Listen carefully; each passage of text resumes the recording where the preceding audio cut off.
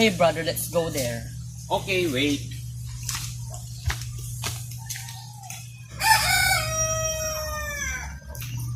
Hey brother, did you hear that? Yes, there. Let's go.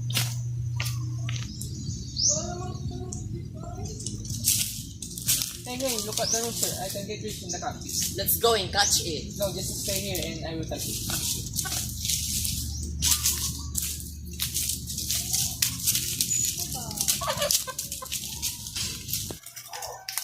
It is the hen. What's the matter with you? Is the heat making you sick? No! Look at its face. It has no coms and wattles. No comes in wattles. Who cares about comes in wattles? But I still say it is a hen. Did you see a hen with the spurs on his leg and a tail like this? I don't care about it is spurs or tail. I tell you, it is a hen. Look at it.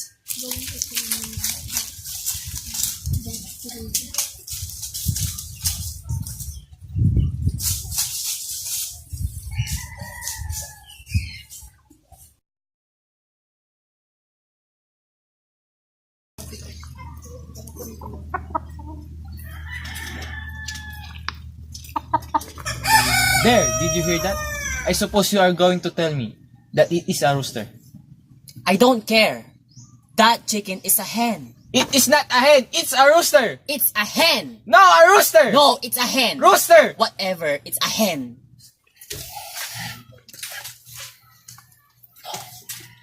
Hey boys, what are you arguing this time? How many times did Father must tell you not to argue during lunch?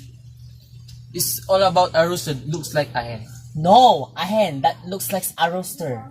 A rooster looks like a hen. What about that? Come on, let's go check it. So they went to the backyard and checked the chicken that they were arguing about. Is this the chicken that you're arguing about? Yes, mother. Is this? Yes, mother. That chicken is a binalaki. It's a rooster that look like a hen. No, mother, you are wrong.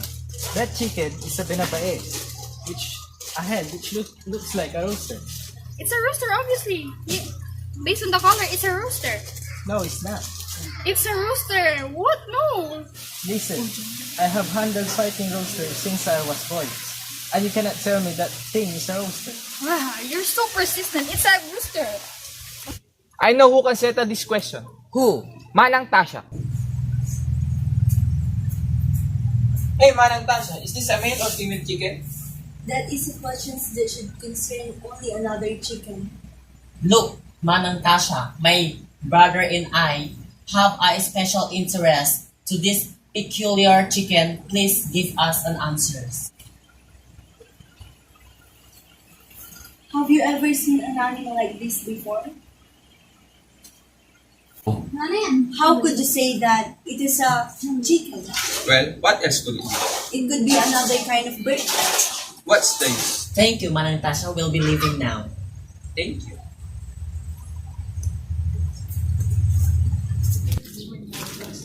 Brother, what shall we do now? Let's go to the town and let's see Mrs. Cruz.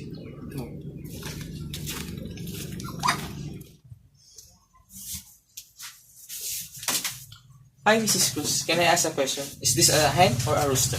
I don't know. I cannot tell at one look. I have never run across a chicken like this before. Is there any way you can tell us?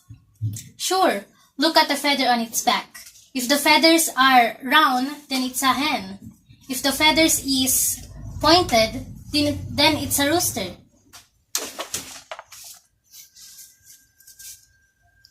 Very peculiar. Is there other way you can tell us? I could kill it and examine its inside.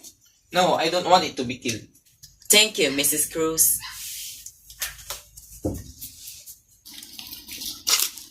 I know. How can I prove to you that this is a rooster? How? Would you agree that this is a rooster if I would make fight in the cockpit and it win? If this rooster of yours win a game cup, then I will believe anything. Okay. Don't match that chicken against the red rooster because that red rooster is from Texas family. I don't care where it came from. My rooster would kill it.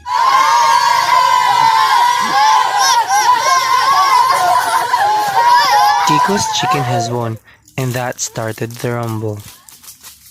Do you believe that it is a rooster now? Yes. Oh. There's something. What? Killer.